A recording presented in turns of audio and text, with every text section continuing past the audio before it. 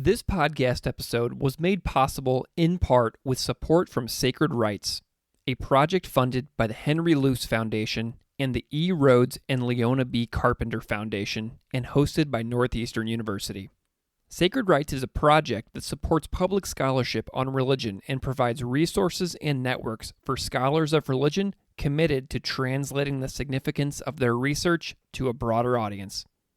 I recommend you learn more about Sacred Rights on their website at sacred-rights.org or find Sacred Rights on Twitter at sacred_rights.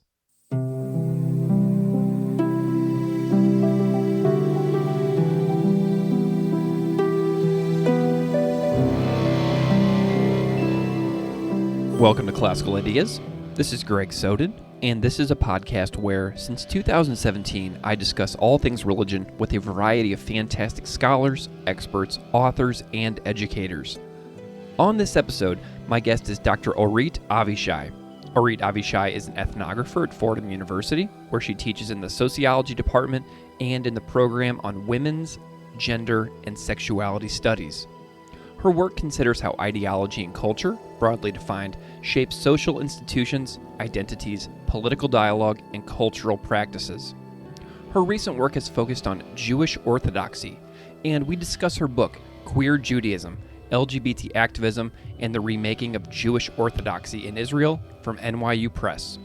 We discuss the origin of the book, the research process, and many details about the Orthodox LGBT community in Israel. I really hope you enjoy this conversation with Dr. Orit Avishai.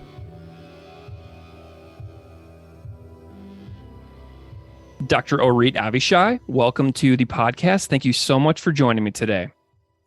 Thank you for inviting me. I am delighted that you're here. I'm wondering if you can spend a moment and introduce yourself a little bit to the listeners out there so they know a little bit about who you are and what you do in the world. Okay. So I'm a professor of sociology and women's gender and sexuality studies at Fordham University, New York. Fordham University is a Catholic Jesuit university, but it also have a Center for Jewish Studies with which I'm affiliated. And this is all a mouthful, but what it really means is that I was trained as a sociologist, but I don't really care for these titles. And I'm an interdisciplinary scholar that kind of finds interesting problems and things in the world and goes out and studies them. So I've done a variety of different projects on religion, but also other things, like I studied the marriage movement in the US and breastfeeding culture. But really the mainstay of my work over about 2 decades now has been Orthodox Judaism, and then specifically in Israel. Wonderful. Well, I want to know a lot about your backstory too, because I was looking at your bio from the Sacred Rights website, and I see that you have a law degree from Tel Aviv University, a law degree from Yale, that you worked in the Israeli Supreme Court, that you've been a lawyer, and that you went on to become an ethnographer in sociology. So can you just kind of tell me a little bit about that path throughout these various educational opportunities and also these different professional paths that you followed? Because I find this to be such a fascinating journey that I want to know a little bit more. So, yeah, I started out in the law thinking that I was actually very early on. I knew that I wanted to be a professor, but I wanted to be a professor in a law school. So I was at Tel Aviv University initially, and I clerked indeed in the Israeli Supreme Court. And then I went on the path that many of us followed to Yale Law School to get, thinking that I would get the PhD equivalent in law. And then while writing my proposal, I realized that everything I was reading and the kinds of questions that were interesting to me weren't really about the law as such, but the law as it intersected with politics, with culture, with society. In retrospect, I don't know if it was a great decision because of the route to a PhD equivalent in law is 3 to 4 years. It took me 10. Wow. Theology. I had a couple of kids in the process, but I really wanted to pursue sociology. And at the time, it wasn't just any old sociology. I wanted to go to sociology at the University of California at Berkeley because it was at the time the place to do qualitative feminist sociological research. Mm-hmm. So that's the long route. 2020 hindsight, it's been an interesting career trajectory, but definitely a risky one. I want to know about your book. Let's talk about this book. You have a book that came out just recently. When was the release date of your new book? March 28th, 2023. Fabulous. Well, this book, I've been reading it and I am loving it. Queer Judaism, LGBT Activism, and the Remaking of Jewish Orthodoxy in Israel, out from New York University Press. I have featured so many of their books over the years, and I absolutely love what that publisher does. So I was delighted to see that they were your publisher. I'm wondering if you can tell me a little bit about the origin of this book, this project. Tell me back to the beginning when you kind of like started to formulate this in your head. Okay. So one thing to note, the publication date is March 2023. I started working on the project, like really working on it in May of 2016. So it took a while. But it actually has several origin stories. And, before I do that, I just want to make this clear. I'm an outsider to both the communities I studied. So this is about Orthodox LGBT activism in Israel. So what I do have in common with them is that I am originally from Israel and I'm a native speaker of Hebrew, but I was raised secular. I would say like I'm sort of almost in a I'm culturally Jewish, but never practiced. And I do not identify as queer, though I'm certainly an ally. So that's important to kind of set the stage. And the project had several origin stories. So one is sort of the research trajectory that I've been on since graduate school. Somehow I became this expert on religion, gender, sexuality in Orthodox Judaism. My doctoral dissertation was about Jewish practices of menstrual purity called Nida. We're not going to talk about that. But what these practices do is create a system that regulates sexuality for Orthodox Jewish heterosexual couples. So I really became fascinated with this area of sexuality and religion and the regulation of sexuality. So that's one origin story. Our second origin story is that I just had a growing intellectual interest in all things religion, gender, sexuality more broadly. So I've been teaching a course, sort of a seminar on this topic, which was very successful. Many students were very interested in it. And when you teach a course of that nature, you're just going to get a lot of students who identify as queer or are questioning. And I also teach other courses. So actually that gets me into the third origin story. But the point of it was just, I was reading a lot and I was kind of seeing that lots of things were bubbling up and happening in many different religious traditions. So then the final push came from my students who were taking these courses in a Catholic Jesuit university in New York. Most of them are Catholic. Not all of our students are Catholic, but many of them are. And lo and behold, they were, the students who were questioning or were already identified as LGBTQ had all sorts of questions about these, sort of the meeting point. And often students come to talk to professors who they recognize as allies. And I just became interested in the experiences of what these regulations that I would talk about earlier do in actual, for people in people's lives. So somehow all these threads came together. And when I had a sabbatical in the academic year, 2016, 2017, I was able to go to Israel to do this research. That's the origin backstory. Wonderful. Tell me about the trip and going to Israel and like finding participants. I'm just curious about how the methodology kind of came together. So I was shocked at how easy it was. I thought it was going to be an uphill battle. I told you I'm an outsider. But two things. First, I like in pre-internet era, it would have been much harder, right? I mean, finding people, in the internet era is kind of easy, or at least starting points. That's one. Two, I came in at a very opportune time for the movement that I was studying, the Orthodox Jewish LGBT activist. I had no idea. I kind of walked into this project without much prior knowledge, which has its advantages and drawbacks. But there were a lot of people who were out and who had left a very, very long digital trail. So there was a lot to start with. And B, they wanted people to tell their story.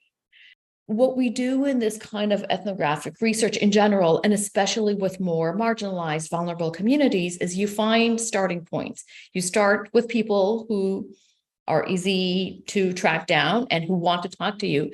And then you go on, we call it snowballing, right? And from there, so then the people that I met advertise on my behalf in all sorts of closed WhatsApp groups, closed Facebook groups, spaces that I couldn't enter. But I would just get text messages. So on WhatsApp is the way to go in many parts of the world, including in Israel. People will just write to me, "Hi, I got your name from Moshe. I got your from your number from my friend Tamar. She told me that you're looking for interviewees." So that was shocking given the subject matter. I also had people who were not out, people who wanted to maintain complete anonymity would call me. And sometimes I'd be driving on the highway and be like, "Hi, this is Yossi. Do you want to hear my story?" And I'd be like, I'm driving. So it was fascinating in that way, the actual research process, sort of in the way it unfolded. And then, I did a lot of ethnography, meaning that I went to a lot of spaces. So some of them are public. I went to synagogues that are LGBT affiliated or adjacent or affirming. So that's a public space. You can just walk in. Other public spaces are actually digital. Sometimes you have to request access. And then some spaces I just couldn't get access to. And that had to be fine, and then people would tell me about them. I'm wondering, let's talk a little bit about why it's important that the book is about Orthodox Jewish LGBT people. Tell me about the importance of Orthodox and that group within this particular topic about queer Judaism and LGBT activism. Tell me about why Orthodox matters. It matters from both, we have the Orthodox and we have the LGBTQ or queer, right? So it matters because there's plenty of research, there's plenty of writing, there's plenty of books about LGBTQ activism, right? And in some ways, the experiences of not just Orthodox Jewish, but religious or queer people of faith, let's say, and queer people of faith who belong to what I think of as conservative, sort of small c religious communities that have a lot of biases that are really generally speaking, quite homophobic, quite transphobic. And of course, this transphobia and homophobia is traced back to sacred texts, right? So there's a lot of, so in some ways, so LGBTQ people of faith confront some of the same issues that all queer folks confront. Biases, stereotypes, this idea, criminalization, the pathologization, this idea that associates sort of non-conforming gender and sexual identities and practices and behaviors and desires as deviant, as non-normative. But when you add religion into it, it just becomes accelerated. There's also the social and communal issues, and this is especially true for Orthodox Judaism, where families tend to be very large and close-knit. And there's kind of the path to normative adulthood passes through marriage. And by that, I mean heterosexual marriage. That story of the experience of what it means to be a religious person of faith has some unique qualities to it.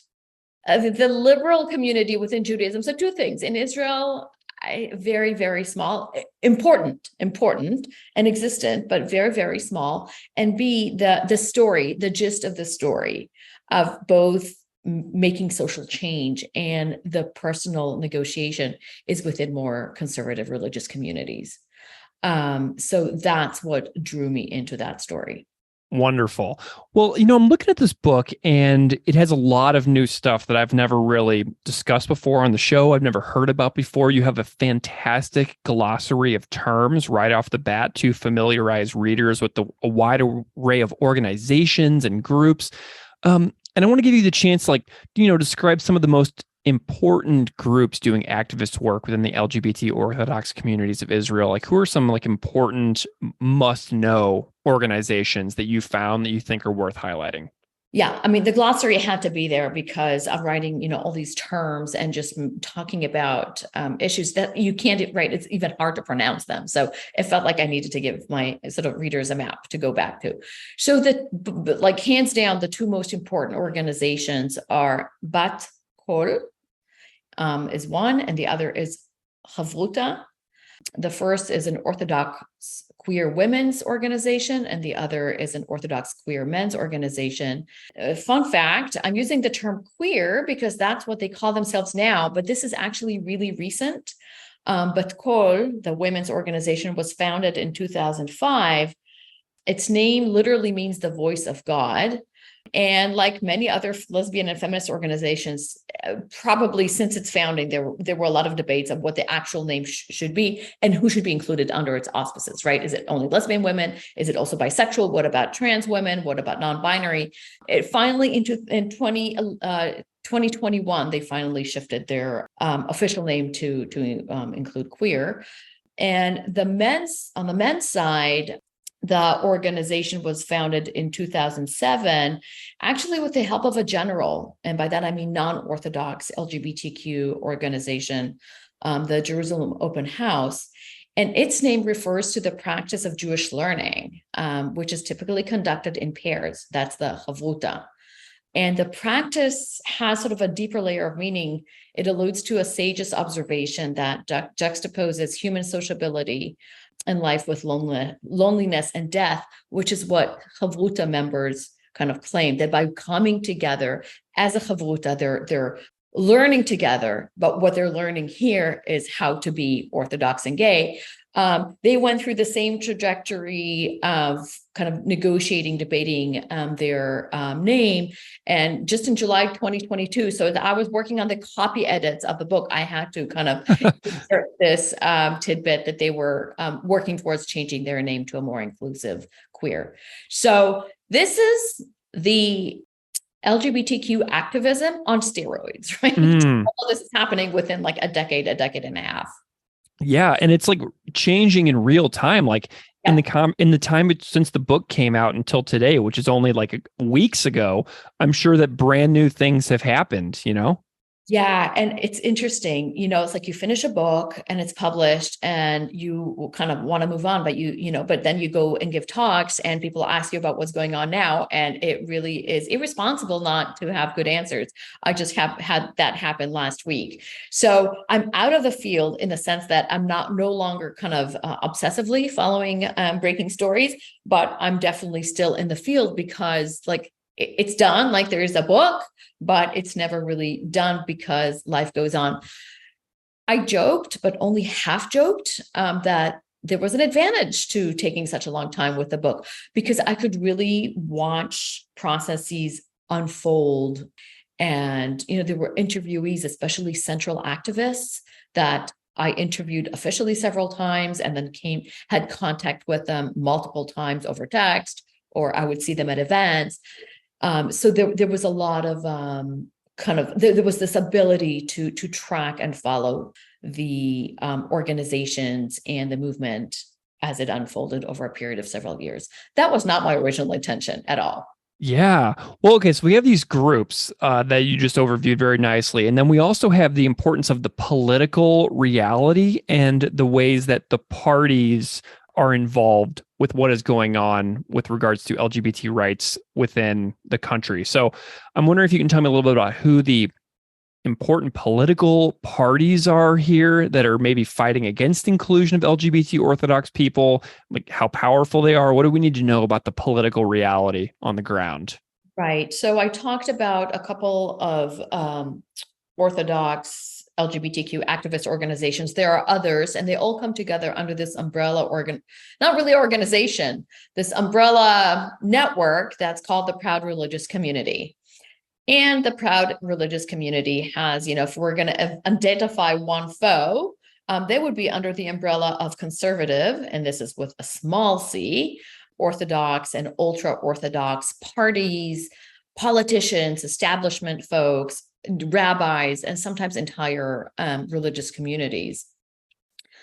And one of the fascinating developments really of the starting, let's say, in the latter half of the 2010s is the emergence of the LGBTQ issue or as a central point in sort of in the political realm, much of like what we've seen in the US, except for that this is happening within the Orthodox Jewish community, which is very, very strong politically in Israel. So this matters. This has implications for national sort of political debates.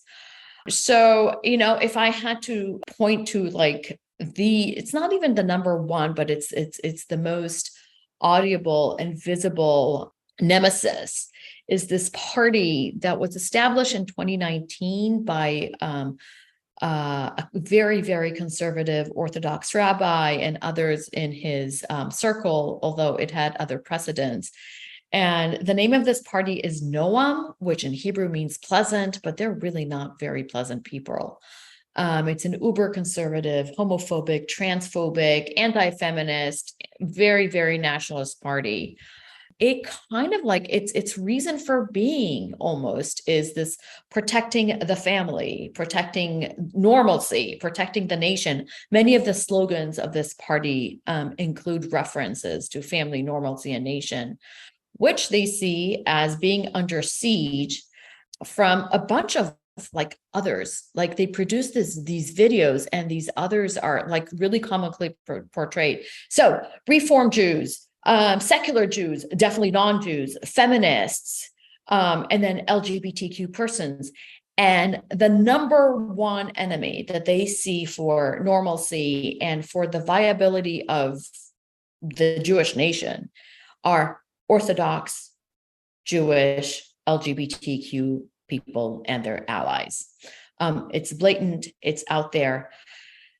When this party began, it was kind of a curiosity and people laughed about it and laughed it away, except that within less than 4 years, now their representative is a member of the Knesset, that would be the Israeli parliament, and has authority within the education ministry. This parliament member is heading a really dystopian sounding authority for national Jewish identity. So he now oversees the education ministry's external educational funding, and he has vowed basically to defund any organization that supports or includes or visibility for non-normative families or non-normative sexual and gender identities. The politics of this is intense and basically at the national level. Gotcha. And it is all being waged on the backs of individuals. That's kind of the impression I was getting from reading that chapter as well. Something else I really found inspiring, though, in your book is even with the political challenges, you say the last 20 years have been remarkable, pivotal, game-changing for LGBT Orthodox people in Israel. And the opening chapter discusses the power of the anonymous chat room, which you were kind of talking about earlier with the very online digital trails that helped get these conversations started. And you've kind of given some timeline of events in the past few minutes here, but I'm wondering if there's any like super crucial moments that have occurred that are key to understanding the development of this LGBT Orthodox activism over the last couple of decades that you think that everybody should know about? Are there like key events in the story here that everybody should know about? Yeah. So yes, the internet, right? The early chat rooms. We're talking late 1990s, early 2000s. That was a sort of a pivotal moment, era. And again, this is I'm talking specifically about this group, but that's true for many oppressed, marginalized groups, because, and especially LGBTQ people, because how do you find other people, right, in communities that silence, that deny the existence of homosexuality in their communities? How are you going to find other people like you where there's no public visibility, right? There are no same-sex couples in your synagogue. There is no questioning kid in your 10th grade chemistry class. They just don't exist as far as you know. You are the only one. You don't even have a name for anything. Mm-hmm. So the early days of the internet, and I'm talking sort of modem dial-up and very archaic chat rooms, was really the birth of this movement, because people could find other people, they could develop a language. As often happens, they moved from the offline to the online world. And that's how I talked about Chavruta earlier, the gay men's organization. Well, the founders, the co-founders met, some of them met through these back channels, through these chat rooms. So that's sort of one pivotal moment. The second one is the mid to late 2000s, where this kind of bubbling energy, where 2 people here and 3 people there and 5 people there kind of came together and said, you know what? We need to have organization. We need to be out there. We need to have a website so that when people Google, I don't know if they were Googling, but when people look for Orthodox, Jewish, gay, is it possible?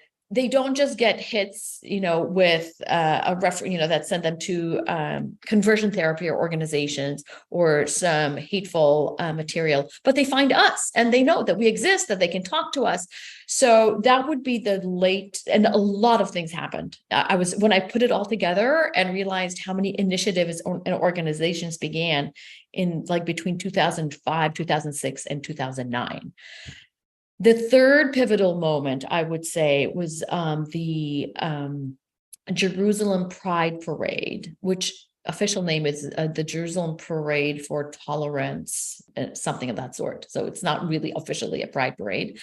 In 2015, when an ultra-Orthodox man went on a stabbing rampage, hurt several people, and a young teenager, a 16-year-old girl, died from her wounds. And that was a moment of reckoning. So the organizations and the movement had been working towards acceptance, had been doing a lot of work within their communities, work with rabbis. But when this happened in 2015, there was an impromptu rally that evening where a very influential liberal but Orthodox rabbi spoke. And then a couple of days later, there was a more organized kind of rally. And people said to me, well, after that, there was no sitting on the fence. You couldn't say, oh, well, it's complicated. Like, you were either with us or without us. So that was July or August, summer 2015. And things rapidly unfolded in terms of public visibility, in terms of outreach, in terms of community involvement, and realization that you can't talk and spread out sort of vile and expect anything less than violence. So there was a lot of soul searching after that. So I would say these are kind of 3 pivotal moments. I came in, again, I did not really know this, but when I started, it was really still in the aftermath of this stabbing and death and violence, and the soul searching and willingness to converse that emerged. Yeah.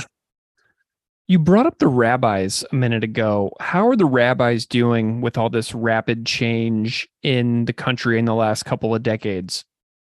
So, well, it depends who they are. I kind of, sometimes I talk about the rabbis as one thing, but they're not one thing.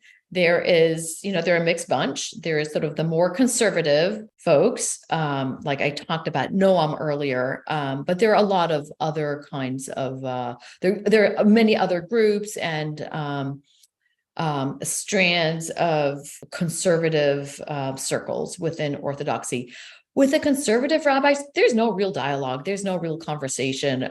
They serve as excellent foils for witty responses, for press releases, for sometimes kind of guerrilla action, sort of protesting outside some synagogue or taking out ads in newspapers and, obviously sort of viral social media campaigns. Those are the more conservative that do, there's no chance for dialogue. On the other hand, there's the more mainstream / liberal rabbis, and increasingly a growing circle of allies. I referenced one earlier. I should have named him Benny Lau, who is a very, very active, Orthodox progressive rabbi based in Jerusalem. The folks that I was working with called them our rabbis, right? So one of the questions I learned to ask in interviews, well, who are your rabbis? Who are the allies? And, different people would give me different names, but it expanded. It really grew. So now when I read things or when I hear things, I don't recognize all the names of the rabbis who are allied with this community. And one of the brilliant tactics that the Orthodox Jewish activists have utilized is talking and educating the rabbis. I had one reader who I sent various chapters to for comments to colleagues and friends, and I sent this chapter to a very prominent feminist scholar of Jewish thought. And she said, the chapter title is a little offensive. What do you mean they're educating the rabbis? But I was like, no, this is what they're doing. They are educating the rabbis, the ones who they can converse with, about what it means to be an Orthodox Jewish gay person, lesbian person, trans person, etc.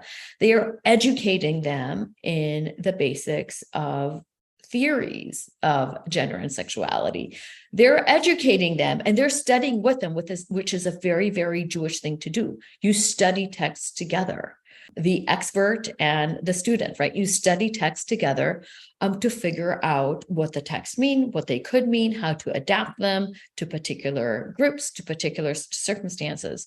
Part of a very intentional part of the activism has been directed at these potential allies and allies to educate them about the lives, the realities, the hardships, the joys of being Orthodox and queer.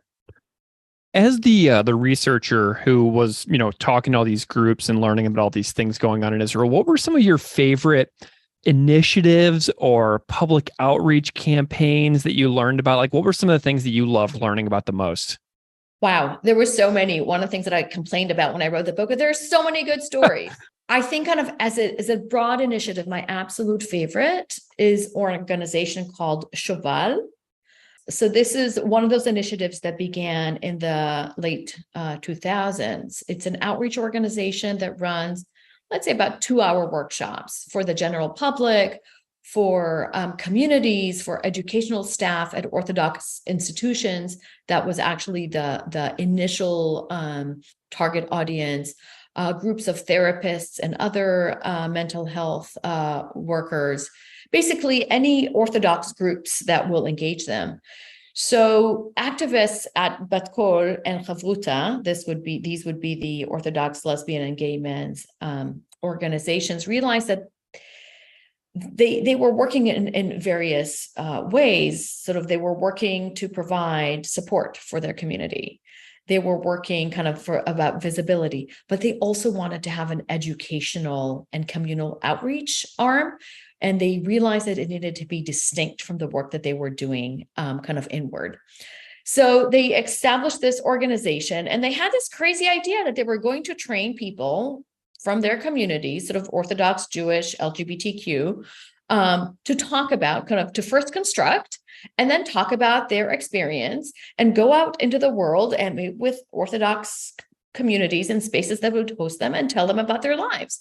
Now, we know from social justice activism that this is like a very powerful tactic, but this would require people to come out publicly again and again and again in communities that are sometimes unfriendly, sometimes hostile, and tell their story.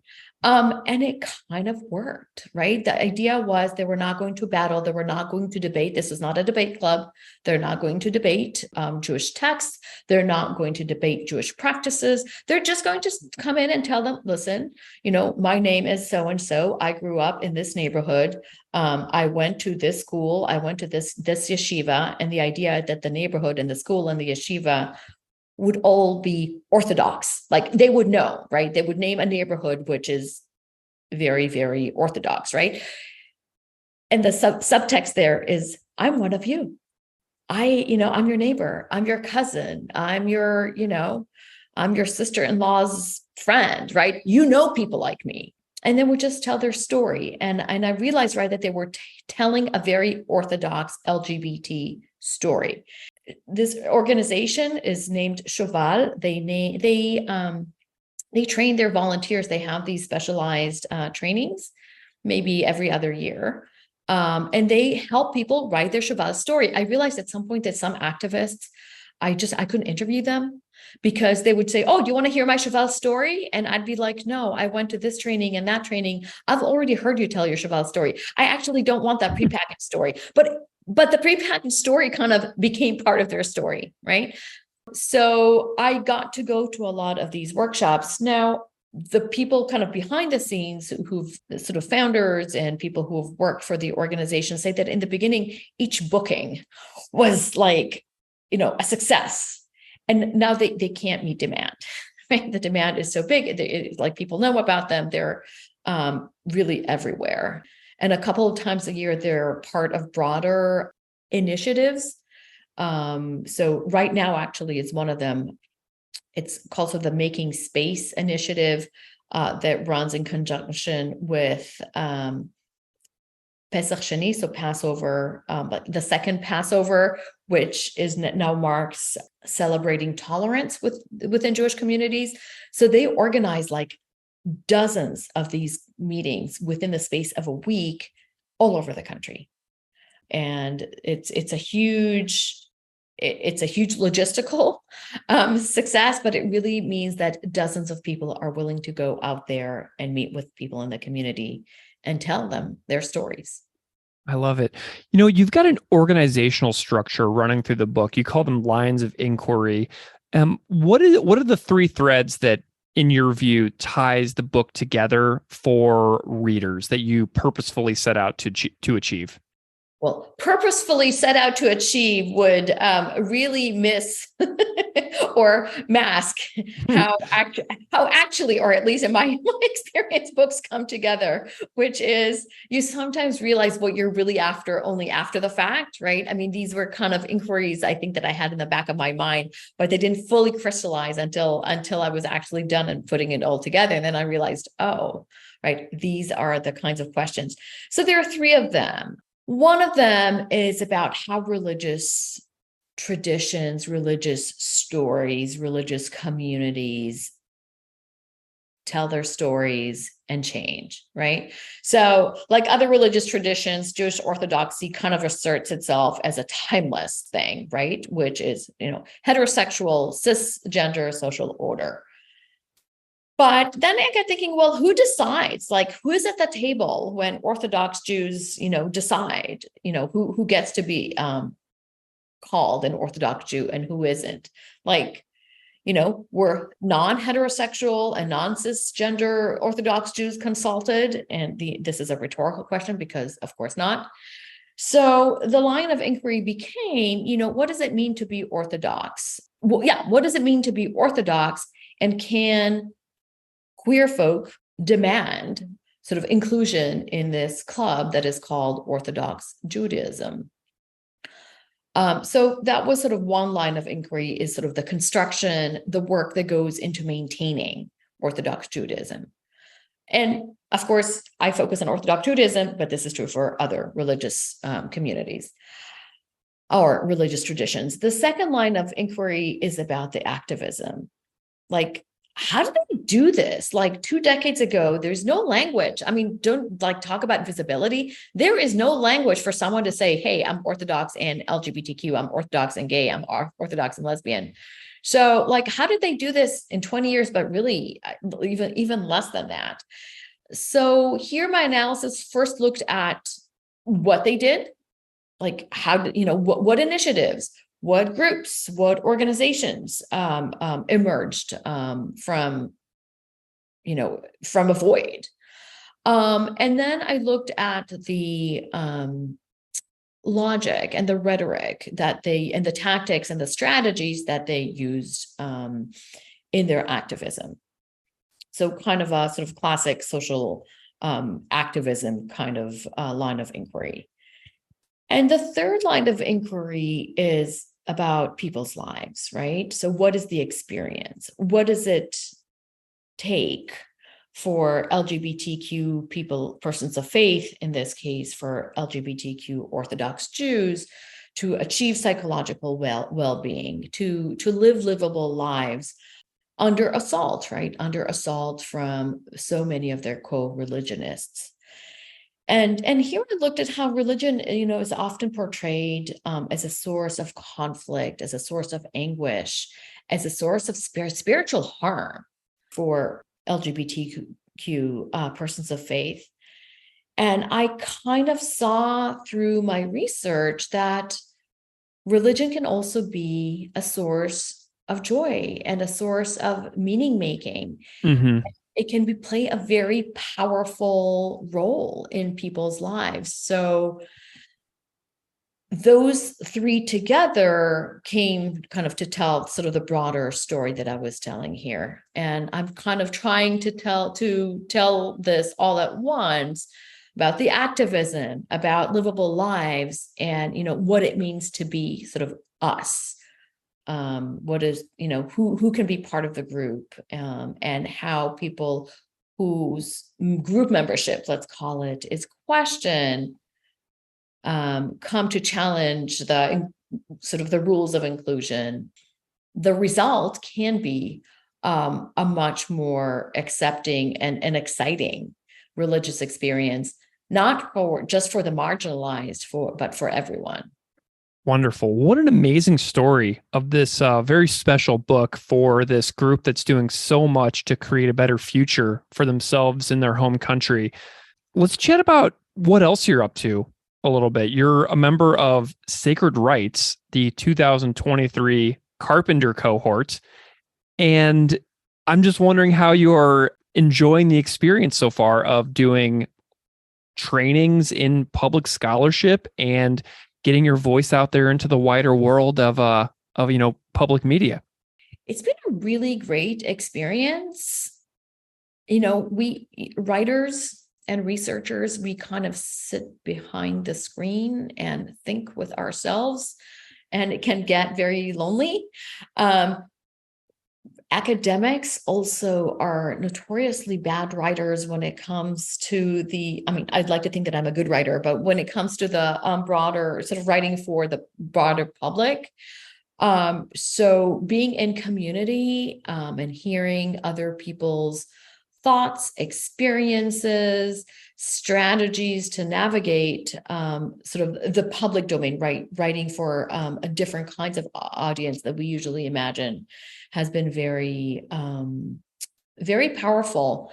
Also, it's great to be a student. I'm usually teaching, and I got into this business because ultimately I was a very good student. So it's really wonderful kind of to pick up new tools, right? Yeah. Wonderful. Well, Dr. Liz Buchar, the PI on Sacred Rites, always talks about risks and rewards and responsibilities of public scholarship for academics.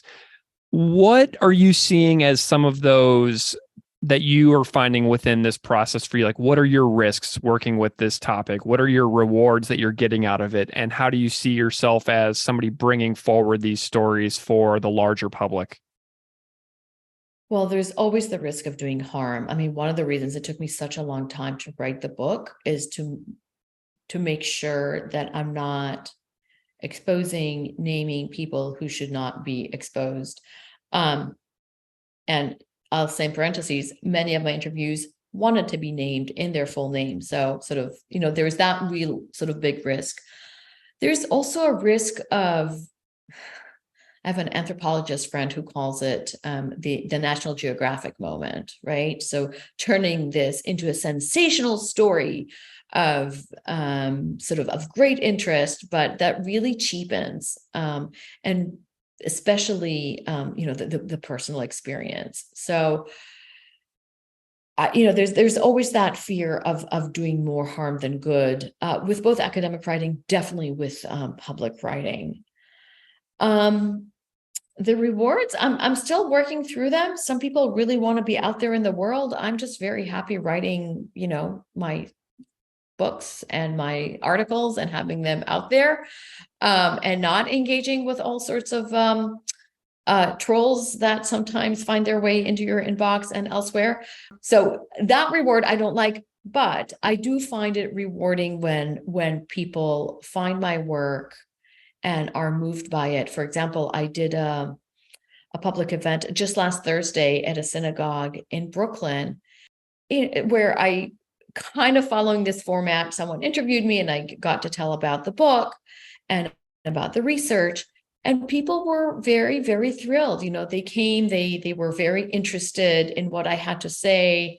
So it felt rewarding to be able to bring a lot of the stories alive for people who may not have the time or frankly, the interest to read a whole book.